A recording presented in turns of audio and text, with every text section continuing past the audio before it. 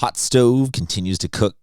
Baseball fans, we got to talk about more Padres-related headlines, rumors, and other things going on as the offseason continues to churn out a bunch of headlines, and we'll sort them out for you to try and find out which ones are clickbait and which ones are not on this episode of Padres Digest. Let's talk about some pitching. What's going on, everybody? Christian Pedersen back with another episode. If you want to comment on anything pitching-related, love hearing from you guys. I think that you in the comment section are a tad bit more defeated than I am right now, and I'm on the Hope Springs Eternal vibes, but hey, I love it. I love hearing from you. Also, if you want to subscribe, I'm not going to be mad at you, but I only bug in these videos at the very beginning and then at the very end. So let's talk about the headline that I'm talking about. This one right here from Sports Illustrated: Padres linked to all-star pitcher from NL West rival in free agency. It's the one in the middle, Zac Gallen. Zac Gallen is the...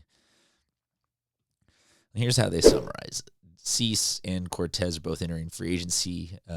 Michael King is expected to opt out of the final of his deal, and that Jim Bowden is saying that Zac Gallen, the Arizona Diamondbacks former all-star pitcher, is going to be linked to the Padres as a potential landing spot. The rationale that he gives is kind of summarized here.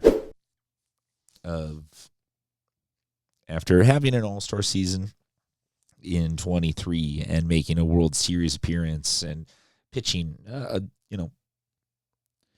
more than just well, pitching very well. In 2025, he basically posts career highs in all the bad categories, or career worst. He had his worst year. And that him having his worst year opens up the potential, the opportunity for him to be sort of a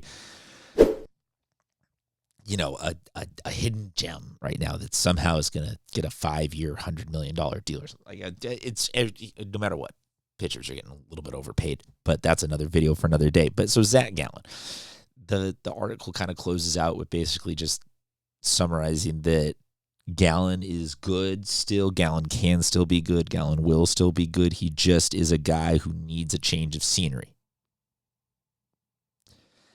That change of scenery, it goes on to list a couple of other teams, but it says that the Padres, to the Sports Illustrated guy, the Padres seem like a fit because of having a bad year. Teams aren't going to want to take a huge chance on him. So, he's in maybe that like one tier down of how much he's going to cost a team. And I think there's a lot to unpack there. I have no ill or positive will towards Zac Gallen. Zac Gallen is somebody who I have not studied enough to necessarily know, like, oh yeah, like his delivery was a little off, or his this or his that. I can totally believe that these numbers right here are due, in at very least part, to the fact that sometimes, like, a baseball season can be a grind, and if you're on the third or even fourth-ish best team in a division that includes the Dodgers and the Padres and the I'm not going to say that professionals don't hold themselves to the highest of standards at every single game, but I could see where maybe if you're already not having your best year ever out the gate, how a little apathy could set in, and then if you wind up in a new situation where when you're going every 5 days, it's in the middle of a rotation that's got some oomph and some opportunity, and you've got a good offense and all things clicking, and that is every team's ideal, is to bring a pitcher in and be like, hey, we're going to get the best out of you. But in this specific, I will absolutely entertain that Zac Gallen could be available for the Padres in a way that makes him highly affordable and fits him in. Here's what currently the Padres have listed right now on the team website for their depth chart. Apologies for the small number, for the small names here for those of you that are watching on the phone, but it's Pivetta, King, Cease, Darvish, J.P. Sears, Kyle Hart, Nestor Cortez, Joe Waldron. Waldron. I don't know why I called him Joe Waldron. And Michael King.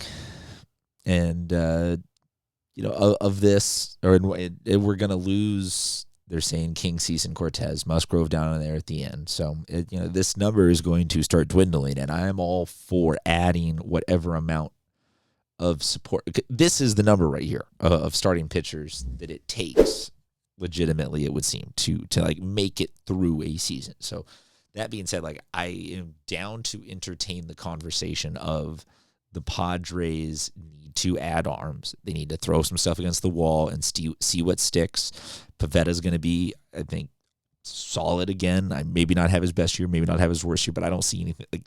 He doesn't scream fall off.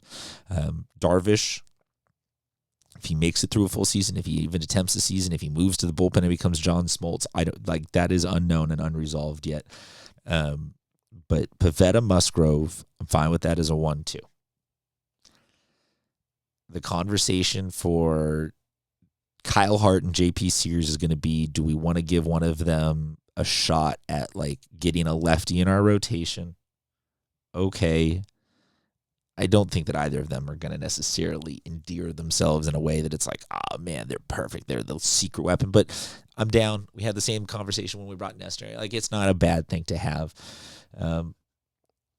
But past that, like, Waldron ultimately never really got it together last year in a way that was, like, to me, indicative of growth in his game. I think we kind of know what he's capable of, highs and lows wise, and we can run him back out there, and we can get more of that. We can, have Randy Vasquez be journeyman Randy, just absolutely being a fan favorite, but statistically being one of the not great ones in the game.